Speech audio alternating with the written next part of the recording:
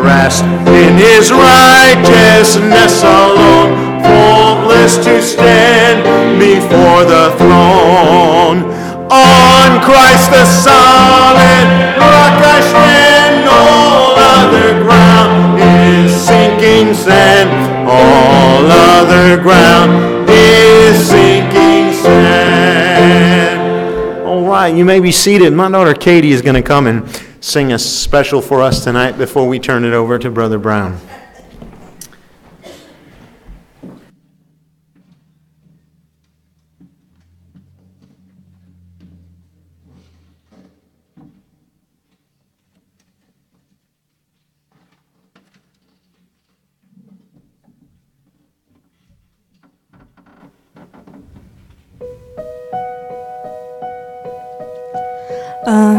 Amazing grace, how sweet the sound that saved a wretch like me.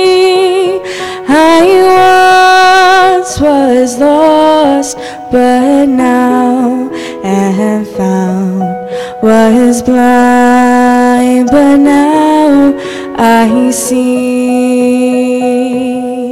'Twas grace that taught my heart to fear, and grace my fears relieved. How precious did that grace appear the hour I first believed. My chains are gone, I've been set free. My God, my Savior, has ransomed me.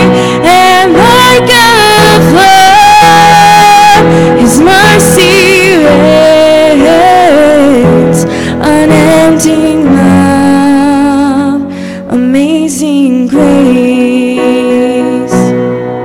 The Lord has promised good to me. His word my hope secures. He will my shield and portion be, as long as life endures. My chains are gone, I've been set free. My God, my Savior, has ransomed me. And like a flood, his mercy reigns, unending love, amazing grace. The earth shall soon dissolve like snow, the sun forbear to shine, but God who called me here below will be forever mine, will be forever mine.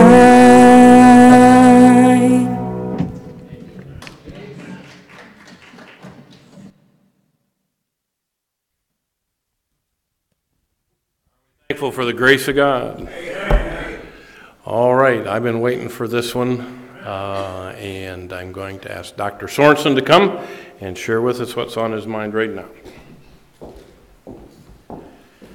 Thank you, Brother Brown. I'm delighted to be with you here tonight at the King James Bible Research Council. I hail from Duluth, Minnesota. I've said this before, I'll say it again. Duluth is not the end of the world, but you can see it from there, folks. The Chamber of Commerce does not advertise this, but Duluth statistically is the coldest city in the lower 48 on the average year-round temperature. We drove out of town Friday morning in a raging blizzard. They wound up with 10 inches of snow and 60-mile-an-hour winds. That's global warming at work, folks. And we are going back tomorrow to 3 to 5 inches that you're driving into. And so up there where we live, many are cold, but few are frozen. But anyway, somebody said to me just a few minutes ago, I can't wait to hear what you're going to say tonight. I said, so am I. But I've been asked to speak on neither oldest nor best. And well, you've heard the book. Brother Brown has been so gracious to promote the book. But just a review, I think most of you here tonight are up to speed on the basics. I know there's some teenagers and some church people here tonight. But all of the modern language Bibles have one thing in common, or let me rephrase that. Virtually all of the modern Bible translations have one thing in common, and that is they're translated from a different text than the King James Bible. And there are scores and scores. Somebody said 1,000 different English translations. Almost all of them are based on what's called the modern critical text, which is roughly 150 years old. Now, we won't take the time tonight to enumerate the specific differences between the critical text and the traditional text, otherwise sometimes known as the received text, the Textus Receptus, the Byzantine text, and there's a number of synonyms. But the critical text has eliminated or partially eliminated about 192 verses in the New Testament. It has deleted or omitted about almost 8,000 words.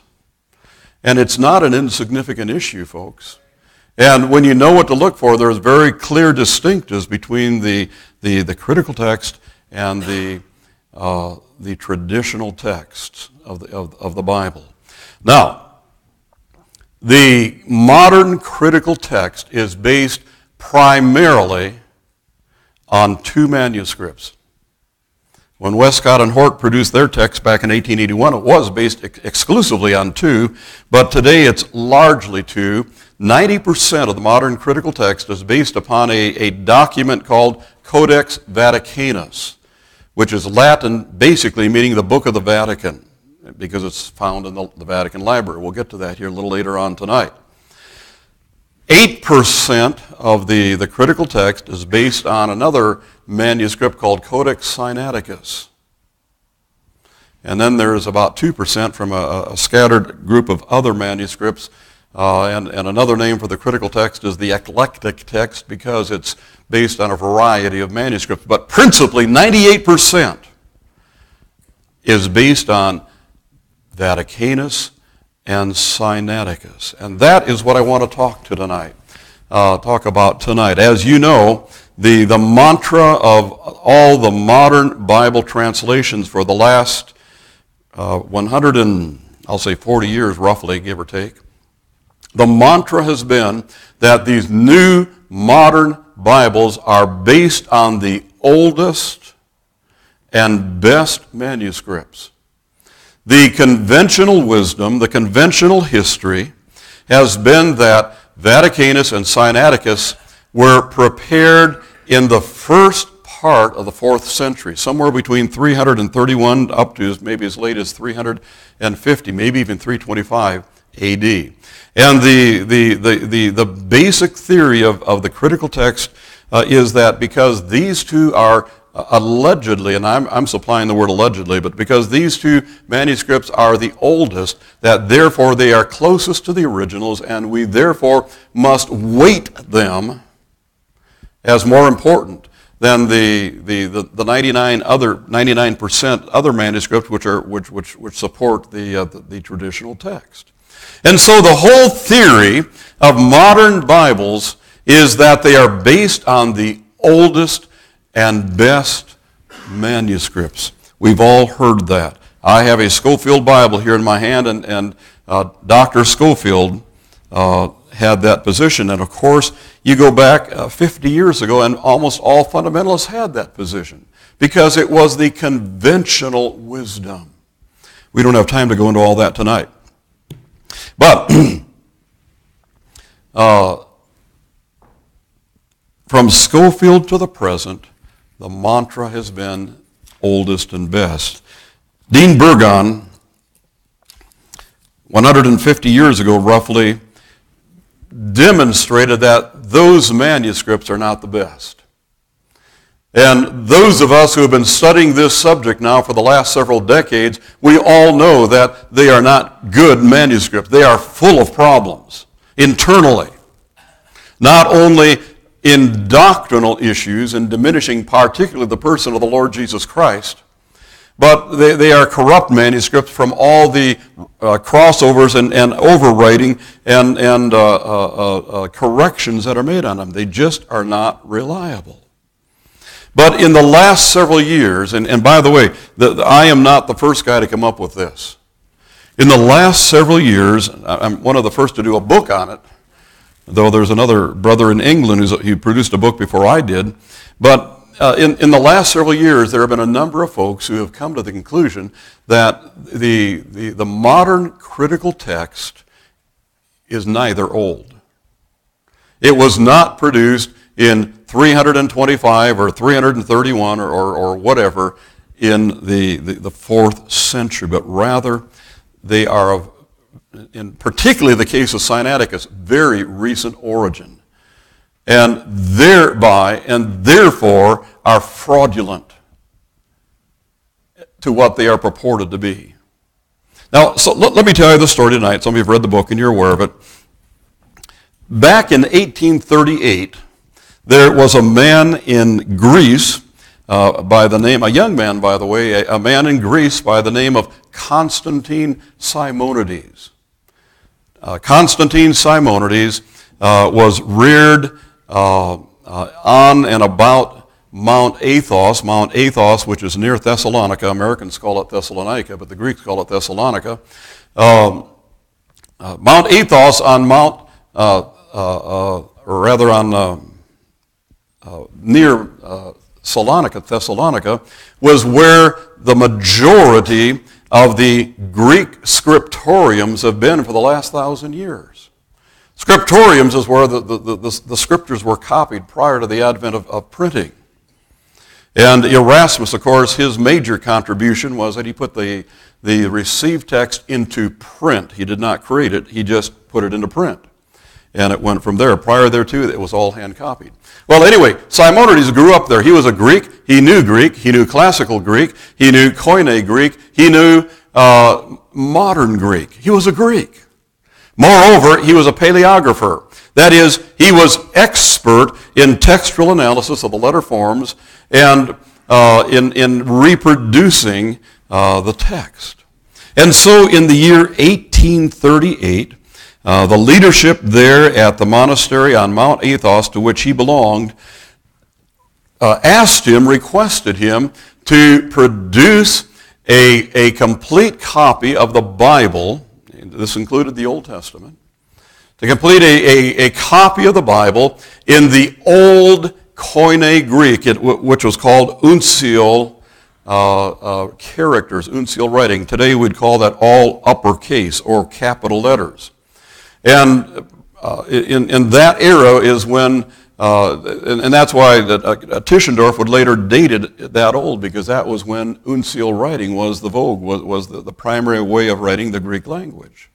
And so in 1838, the latter part of the year, Simonides sat down at the project to copy the Bible into a fresh manuscript in uncial characters. Now his motive was this. The monastery to which he was a part of there on Mount Athos, and there were a number of them, but the monastery of which he was a part was seeking to present this new copied Bible to the Tsar of Russia in St. Petersburg, Russia. And the motive was the Tsar of Russia, the Greek church and the Russian church, the Greek Orthodox and the Russian Orthodox, were often colleagues and collaborated together and were relatively close in their doctrine and so forth. And the purpose was to present it to the Tsar so that they hoped he would donate funds for their monastery to buy a printing press. And so Simonides set out. It took him a little over a year, around 18 months, to produce this copy of the Old Testament in uncial characters, uppercase letters. But he did it in haste. He completed it in 1840. He did it in haste, and he made quite a few mistakes. And therefore, his uncle Benedict, who was I forget the title, but he was the head man of the monastery there, went back and made many corrections. And you look at a copy of Sinaiticus today, it's full of corrections. And there were others there on the monastery staff, another scribe and calligrapher, who likewise made numerous corrections. And because of the numerous corrections which were made, they therefore consider the project to be a failure, that is, insofar as giving it to the Tsar of Russia as a gift. It therefore made its way to a place called St. Catherine's Monastery, which was a Greek Orthodox monastery. It made its way to St. Catherine's Monastery at the foot of Mount Sinai in Egypt. And there went into the library. Well, you all know the story, how that in 1844, Constantine von Tischendorf, a German rationalist, and let me just hit the pause button and get off on a sidebar here. Tischendorf was a German rationalist. He was a liberal Lutheran. And he was a young man also, 28 years old when he began this quest. But Tischendorf took the view and the position that the true New Testament had been lost to antiquity. He completely rejected the received text. And because it had been lost to antiquity, therefore he took it upon him as his life mission to, by finding ancient manuscripts in the Middle East, to reconstruct the New Testament. Well, folks, I have an announcement to make. The New Testament has not been lost. God has preserved his word. Heaven and earth shall pass away, but my words shall not pass away. But he was a liberal, and so he set out to reconstruct the New Testament by searching several monastery libraries, places of ancient documents in the Mediterranean world. And so in 1844, he went to St. Catherine's Monastery. We have all heard the story, how that in going to the library, that he noticed an old document in a wastebasket ready to be burned. You've all heard that. We've all been taught that. That is the conventional wisdom. Well, in all likelihood, that never happened. And in all likelihood, Tischendorf stole a portion of that ancient manuscript from the library and made up that story to cover his tracks. And the authorities at the Greek monastery to this day say that it was never, such as Tischendorf said, found in a wastebasket ready to be burned. Why in the world would people in a library burn an ancient manuscript? The logic doesn't wash. Well, he took 43 leaves, that is pages, that would be 86 pages, 43 leaves, and took them back to the University of Leipzig in Germany, which was his alma mater, and placed it in the library there. He called it Codex Augustinus Frederico. Very prestigious, highfalutin name. It simply meant the book that was dedicated to his patron, Augustus, or Frederick Augustus, I should say, who was the Prince of Saxony, Germany. And so a portion of it went to the library at the University of Leipzig. In 1852, now 8 years later, Simonides happened to visit the library there at St. Catherine's. And he noticed his manuscript that he had produced. And he was puzzled as to why it now looked older than it did when it was just several years earlier. Couldn't quite understand that. It looked like it had been washed with lemon juice and herbs. to make it look older. They attempted to make it look older. It didn't work very well, as we'll see here in a few minutes. But he took note of that. And this was all in later correspondence and historical records. Well, meanwhile, in 1859, time is marching on, Tischendorf returns to the monastery there at St. Catherine's and wanted to get the rest of the manuscript. The monk said no. And he went to their superiors and they said no. Finally, he said, look, will you agree to loan it to me? I will borrow it from you and then return it to you. And they agreed to that in writing. But history has shown he had no intention of returning it. Once again, he basically stole it, the remainder of the manuscript. And that was sent to St. Petersburg, Russia, and presented to the Tsar of Russia, who gave Tischendorf, there's two Constantines here, it's easy to get them mixed up, but gave it to, the Tsar of Russia then gave Tischendorf the rights to publish it. And so he collated the portion there at Leipzig with the portion at St. Petersburg and produced a facsimile document. Now, when I say facsimile, it's not modern high digital reproduction, folks. It was rather crude 19th century printing. But it was basically the text of Sinaiticus. And he took this collated facsimile, and it quickly wound up in the hands of the renowned Westcott and Hort in London, who were already working on their, what would become known as the Westcott and Hort text. Well, meanwhile, in 1860, another year later, Simonides visited England. And he was a man to this point who was highly regarded all across Europe, I should say, as an expert on ancient documents. He was considered a man virtually without peer in his knowledge and his erudition on Greek texts, particularly from the ancient world. That was soon to change very quickly. But in 1860, Simonides in England saw that facsimile copy of his, what came to be known as Sinaiticus. And he said, wait a minute, hold the phone. That's in the Greek, by the way. He said, I created that back in 1940, 20 years ago. That's not an old document. That's not 1,500 years old. I did that. Well, that made its way to, among other people, Dr. Hort, who went public in the newspapers of England. I think it was The Guardian, which is still a major newspaper in England today, and basically said, this guy is a liar.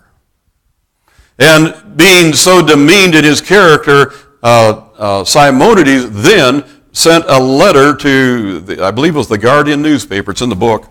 I'm winging it here tonight, folks. But sent a letter to the Guardian newspaper saying, look, this is what really happened. And he presented in a fairly long letter the details, largely what I shared with you tonight, that he produced this back in 1840. And that produced a flurry of letters to the editors of several major British newspapers. It was no secret now.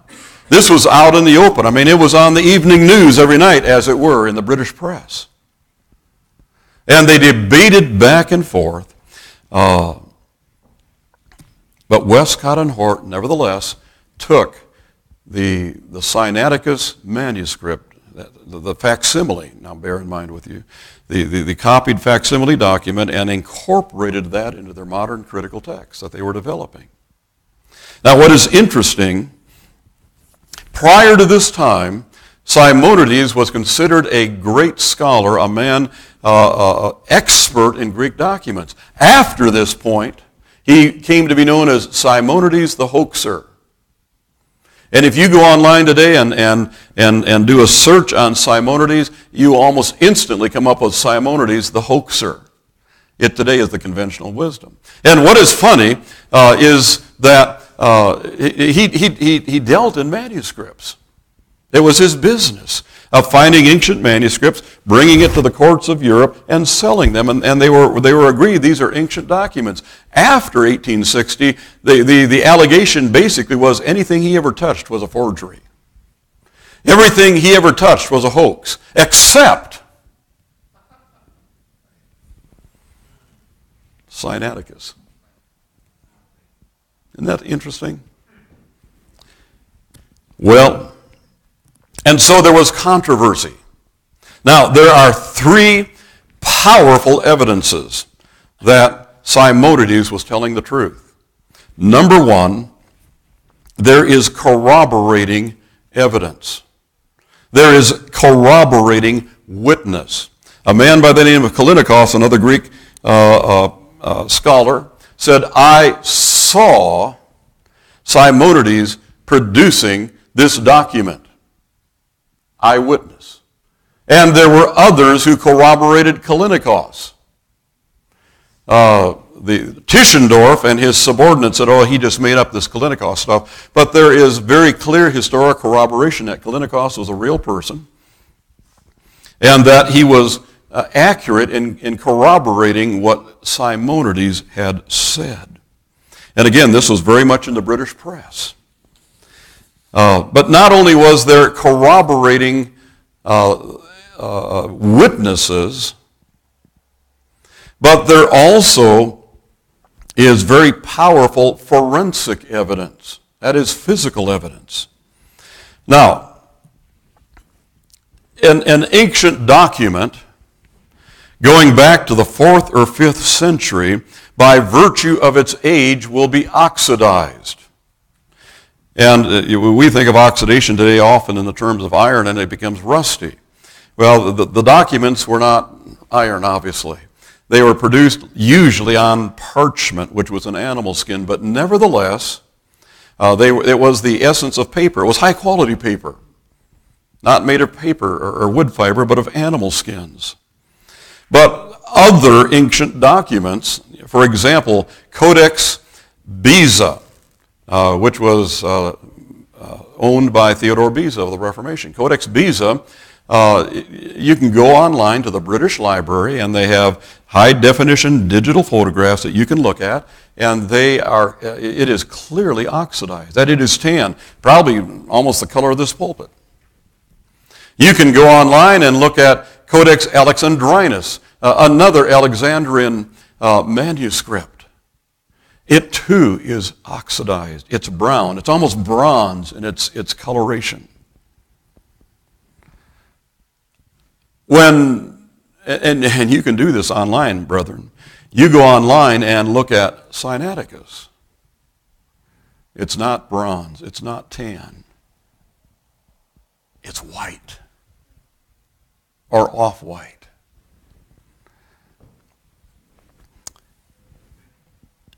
In the year 1856, a Russian scholar by the name of Upensky, I'm getting ahead of myself. Upensky in 1856 went to the University of Leipzig and was requested to examine this Codex Augustinus Frederico Augustinus, I should say, and he said it was white parchment. And particularly the Leipzig portion is such. In 1910, a German researcher by the name of Ernest von Dobschutz went to Leipzig and saw the document and said it is snow white parchment. Well, this is laser printing paper. That's about snow white. In the year 1913, a Scottish researcher went to Leipzig and saw the document, a man by the name of J.M. McClymount, and he said it was written on snow white vellum. And if you don't believe me, now this is the last book and somebody's already spoken for it, but you can order more from us. Now we had to charge more for this book, folks, because there are pictures in it.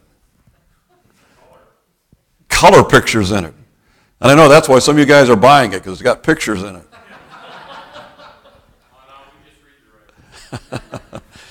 Well, I'll tell you what, a picture, they say a picture's worth 1,000 words.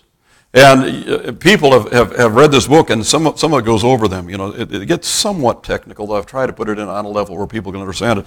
But when they come to the picture pages, folks, it says it all. Here is a picture of Codex Kjv. I don't know if you can see it clearly out there. It's rather bronze in its appearance. Here's these incidentally are all digital, high-definition photographs, all of them by the British Library. It's all from the same source with the same equipment, the same lighting. It's all standardized to that degree.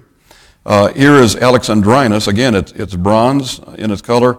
Here is Sinaiticus. And you probably can't see it clear, but it's white.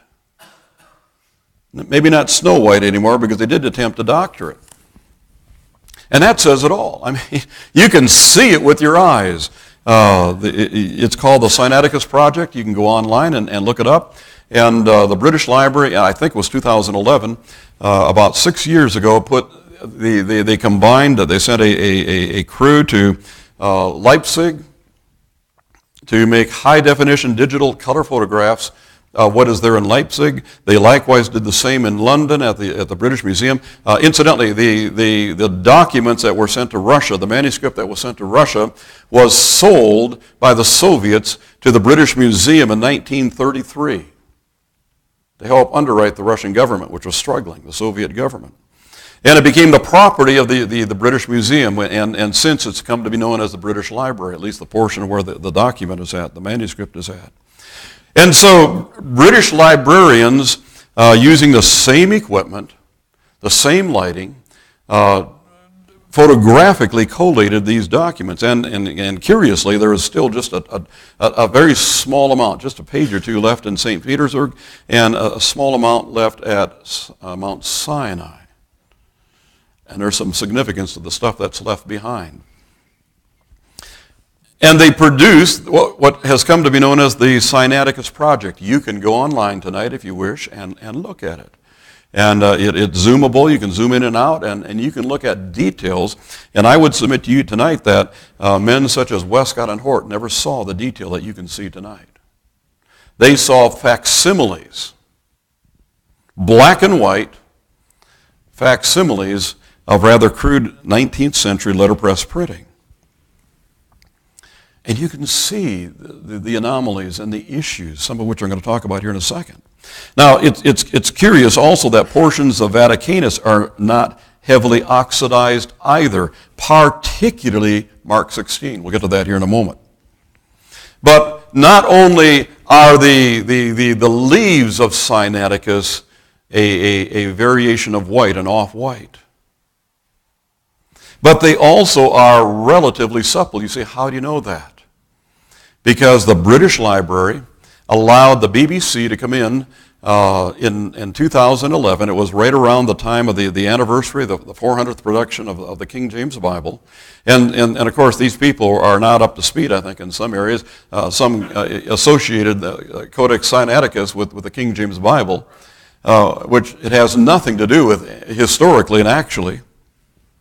But anyway, they made a YouTube video. You can go online tonight. The address is in the book. I don't have it here in front of me. And see that BBC news. It was for the news, the evening news. And see the reporter interviewing one of the curators there at the library. And that curator has Sinaiticus out, and he's just flipping the pages, flipping the pages, flipping the pages. This is supposed to be 1,500 years old. Folks, if that truly was 1,500 years old, they'd be treating it a lot differently.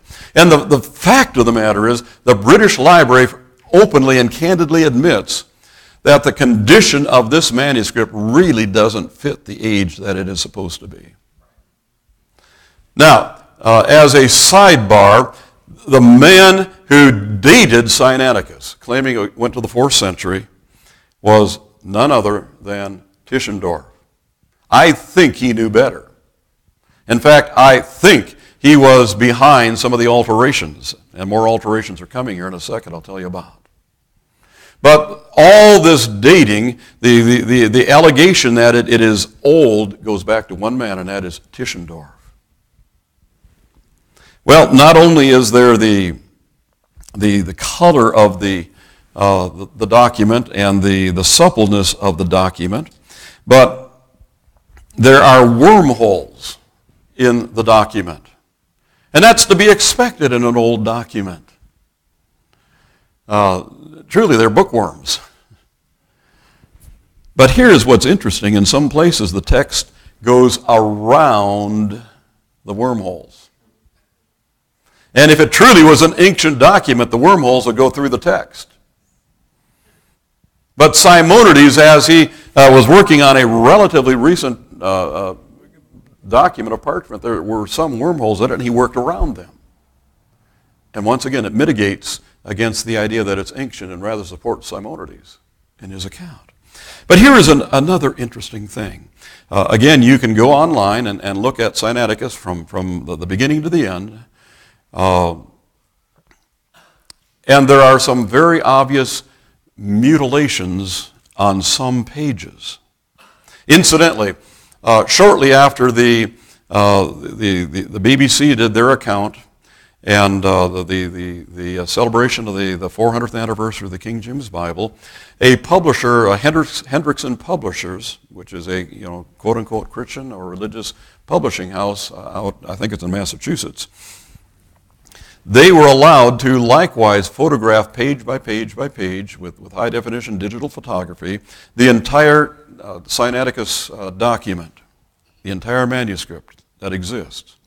And you can buy it today for the slight fee of about $1,000 and go through it line by line. Brother Brown has such a copy. He is a man of means. And I had to go to a library down in the Twin Cities and found a copy there, and my wife and I went down there one day and spent the better part of the day going through Sinaiticus page by page by page and looking at each page. Now, in the debates that Simonides had with Tischendorf in the press, and incidentally, Simonides challenged Tischendorf to a public debate. He refused to do so. But Simonides said, look, I put in a number of places throughout that document, throughout that manuscript, my initials and acrostic little marks that would identify me as the producer, the author, the copyist, the scribe. And he enumerated that. Well, here is the strange irony. Every one of those pages have been mutilated.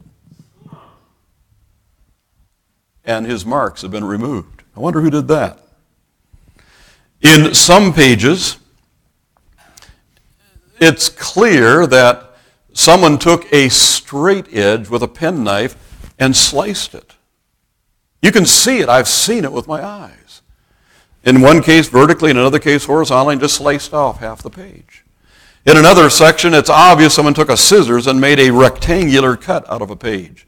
And they tried to make a jagged edge to look like it perhaps was old, but they got in a hurry and they didn't do all of that. Amazing. Well, I was in contact with the British Library, and I had requested permission to come and see it, and they had me fill out all the voluminous paperwork to get permission to see it. And guess what they said? No. And they said, this is such a valuable document, we can't allow everybody to come and see it. Well, I think the real reason is they're already aware. I mean, there's already been a book published in England on this. And there's probably been more noise in England about it than here.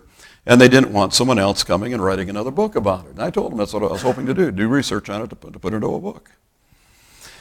But they said, we will answer your questions. We'll gladly and happily answer your questions. And they were fairly cooperative up to the point. And I wrote them one day and said, have you ever done any forensic dating of the document other than just taking Tischendorf's word?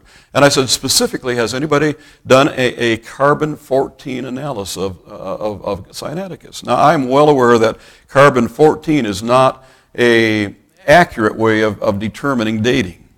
It's really a very crude and problematic way, but radiocarbon dating, radioactive, not radioactive, but I'm trying to think of the word. But anyway, for carbon-14 dating. And they never answered. Silence. Now that says to me two things. A, they've never made any attempt to document it with radiometric dating. That's what I was trying to say. Or two, they did, and the evidence doesn't show it's 1,500 years old, but maybe 150 years old.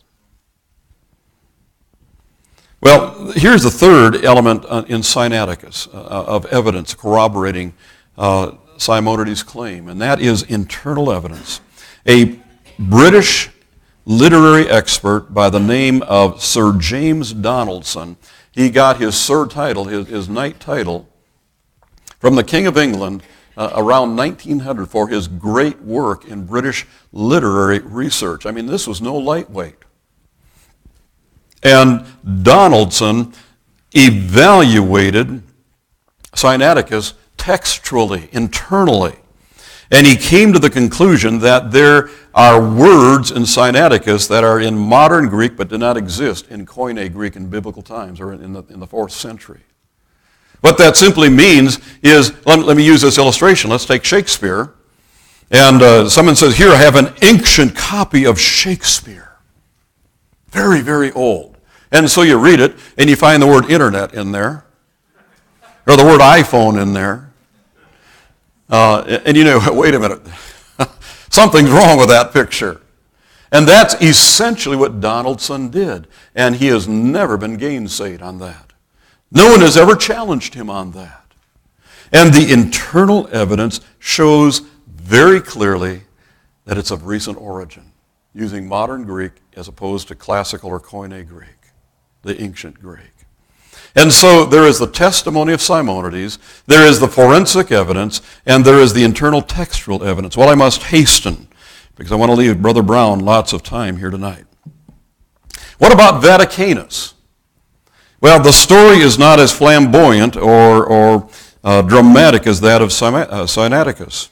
But here's a major issue in Vaticanus. And again, the Vatican in the year 2015, that's only 2.5 years ago, early in 2015, likewise put a high digital, full color, digital representation of Vaticanus on the internet. You can go home tonight and look at it, page by page by page. And again, see detail that very few have seen apart from the Catholics in Tischendorf, who clearly, I don't have the time to get into it tonight, but clearly was in collusion with the Catholics. But here is the thing that struck me as I went through Vaticanus, and that is every biblical book of Vaticanus begins with what printers call an initial drop cap. You say, what's that? Well, it's a large letter at the beginning of a book, of a document. Many Bibles, today my Bible has a drop cap at the beginning of every chapter. Now, it's not a fancy one, but these are fancy, full-color drop caps that are, when you look at it carefully, it's integral to the text. That is, they were produced at the same time that the text was produced, was copied. What's the problem with that? Drop caps were not invented till the Middle Ages. And I have looked at as many ancient documents as I could find, and they're essentially, and by the way, in Vaticanus it's full color. And the artwork clearly is medieval in character. I've looked at other ancient documents, and there either is no artwork, or if there is in the text artwork, or if there is, it's just some black curlicues at the end to fill up a little space at the bottom of a page. But the drop cap issue is something that was formed in the Middle Ages. Now, historically, Vaticanus was first recorded in the Vatican Library in the year 1475. There is no record of it prior thereto. Moreover, the first historical record of anyone consulting Vaticanus was when Erasmus inquired of it in the year 1521. How much time do I have, Brother David? Still got another 12 minutes. Okay. Well, let me just quickly touch on the last 12 verses of Mark. I think we all know that they're missing, or at least they are not there in Sinaiticus and Vaticanus. Did you know that the only two manuscripts in the world that are missing the last 12 verses of Mark are Sinaiticus and Vaticanus? Even the other Alexandrian manuscripts have them. And our time is running and it gets pretty complex here, but it's clear when you look at the documents that they purposefully were omitted.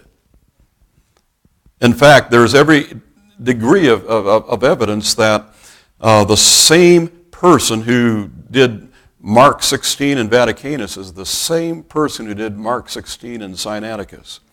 And they, in fact, were omitted. Now, a book, modern day books, this book is, and most printers today do books in what are called 16-page signatures. They are, and then it's all sewn together in a hardbound book, 16 pages. In ancient times, they were called, or not ancient, but biblical times, even medieval times, they were called quires, Q-U-I-R-E-S. And there is evidence, I don't have time tonight to get into it, that the quire, the Q-U-I-R-E, of Mark 16 in both Vaticanus and Sinaiticus have been inserted, missing the last 12 verses of Mark 16. The same person did that. Isn't that interesting? Now, what's the last 12 verses of Mark 16 deal with?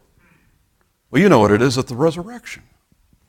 Rationalism, higher criticism, took the position that the original gospel was Mark, and the other gospels were knockoffs from it, offshoots from it. And the premise is the real gospel, Mark, does not have the resurrection. Do you see the fingerprints of the evil one there, folks?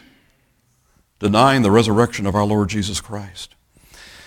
Well, there's other stuff here. I just don't have time to get into it, and it's somewhat technical, but you say, well, who may have done all this? We know for a fact that Tischendorf clearly collaborated with, shall I use the word, colluded,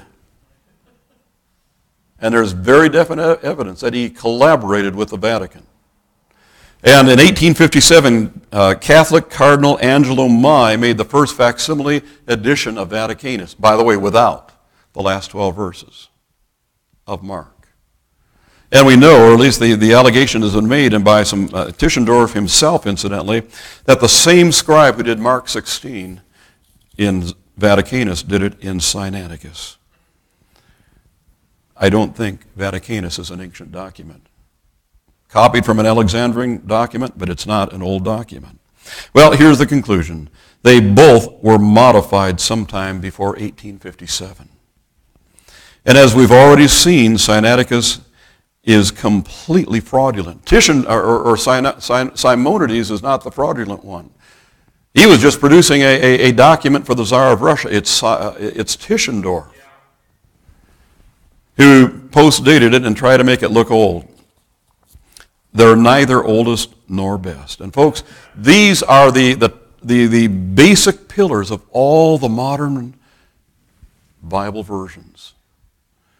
The mantra is they are based on the oldest and best manuscripts. The evidence is compelling. They're not old. They are fraudulent in their provenance. And therefore the foundation of all these modern Bibles collapses. It's an amazing story. Father, tonight, thank you for the opportunity to share these ideas and these historical facts with the council tonight. And bless as we continue with the final meeting with Dr. Brown this evening. And I ask it in Jesus' name, amen. By the way, this book is already spoken for, but if you want to order some, you can see us at the table. My wife will take your name and address, or you can go to our website, or you can go to Amazon and order this book. Yes, sir. A couple of questions. The real source for the Alexandrian-based manuscripts, they're copied off of what? These two? Yeah. We know for sure that Simonides worked from what's called the Moscow edition, which was another Alexandrian manuscript. We don't know where Vaticanus was copied from, but it clearly is Alexandrian. So, which of the Alexandrian manuscripts is on purple vellum with silver ink? Which one is that? I don't know. I've got a book written by a Christian Muslim scholar says that Quran was, the New Testament portions of the Quran were based on the Alexandrian manuscripts, and the Old Testament portions of the Quran are based on the Targums, Rabbi Jonathan's Targums. Yeah. Well, that's something we'd have to look at. Right. We need to pass it on to Brother Brown now. I'm going to have Brother Hafley come, if he might, at this time, and then we'll take a brief break after this. No, this one. Okay, here you go. Thank you, brother. All right, Brother Hafley, the King James Bible Research Council has a resolution of appreciation here. Dr. Dan Hafley has consistently supported the work of the King James Bible Research Council, and whereas the church has graciously hosted the KJBRC's 2017 National Conference, their pastors and congregation have shown zeal for the King James Bible and its underlying text. Let it be resolved that we express publicly our thankfulness and appreciation to the pastor and the congregation of Maranatha Baptist Church of Mattoon for their love for the biblical cause. Let it be known that they're staying with the old paths and as example to others to honor and follow. In this day of compromise, may their courage, conviction, and constancy shine as a beacon of hope. Thank you very much, Doc. Thank you. I appreciate that.